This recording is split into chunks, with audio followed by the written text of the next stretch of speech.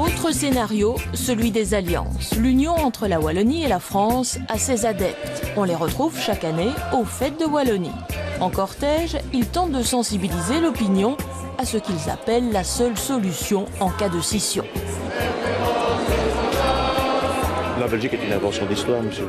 La Belgique est une invention du Congrès de Vienne en 1815, entre 1815 et 1830. Bien sûr que les Français veulent payer pour nous. Quel est le pays qui ne veut pas s'agrandir d'une façon pacifique? La France, pour nous, c'est un appel. C'est un appel qui finalement, maintenant, à 175, 180 ans, un appel à la réunification. Parmi la foule, un ancien ministre-président de la région wallonne, Robert Collignon.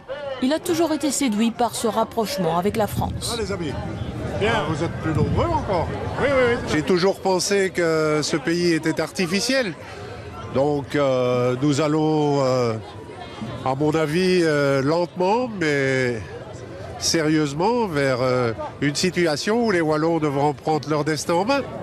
Le scénario Wallonie-France est évoqué une première fois officiellement à la Chambre en 1996.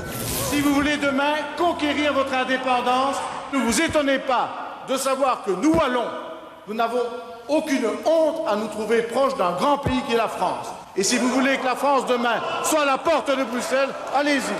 En 2008, les réactions sont contrastées. Je pense qu'en Wallonie à Bruxelles, pas mal de francophones qui simplement par amour de la France, de la culture française, auraient les yeux tournés vers la France, oui. Si demain la Belgique n'existe plus, Oui, ben alors ça vous interrogerez peut-être d'autres parlements. est-ce que les Wallons et les Bruxellois Oui, mais après- auraient intérêt à être attachés à la France?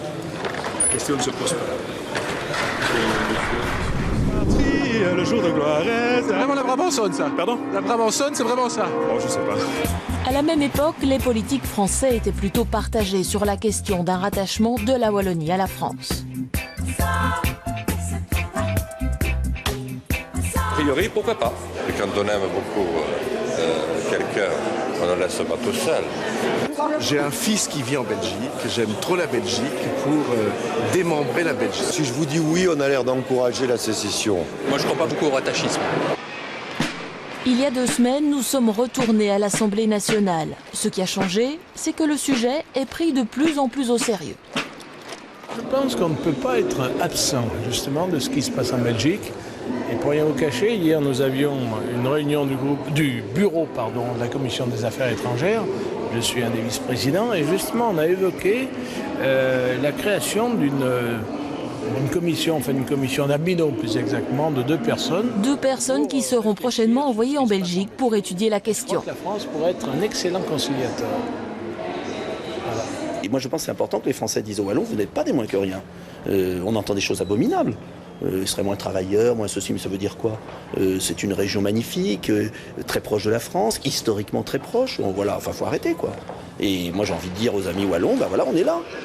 Des politiques ont déjà pris les devants. Ce député socialiste a rencontré en Belgique ses homologues francophones et flamands. On a appris des tas de choses que l'on ne connaissait pas, la manière dont les Flamands pensent, sentent ou ressentent. Ils ont été traités différemment que les Wallons, les problèmes budgétaires, les problèmes de la sécurité sociale. Alors que d'ailleurs, dans le siècle précédent, c'était les Wallons qui étaient le moteur économique de la Belgique.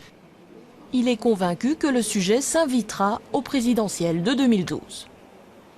Si les Flamands et les Wallons ne s'entendent plus mais ne savent plus comment se séparer, ça va avoir des conséquences à un moment donné ou à un autre. C'est qu'aujourd'hui, à Paris, les journalistes les plus influents de la place pensent qu'un divorce est inéluctable. Dans un coup, quand le mari et la femme commencent à parler de séparation, c'est un signe qu'on est parti pour. C'est un signe qu'on est parti pour. Avant, on se dispute, mais on ne parle pas de divorce. Quand le mot est prononcé, qu'il est prononcé des 2 côtés, et pas seulement d'un côté, il y a une dynamique psychologique. Je le crains. Bref, la France tient à l'œil la Belgique, au cas où.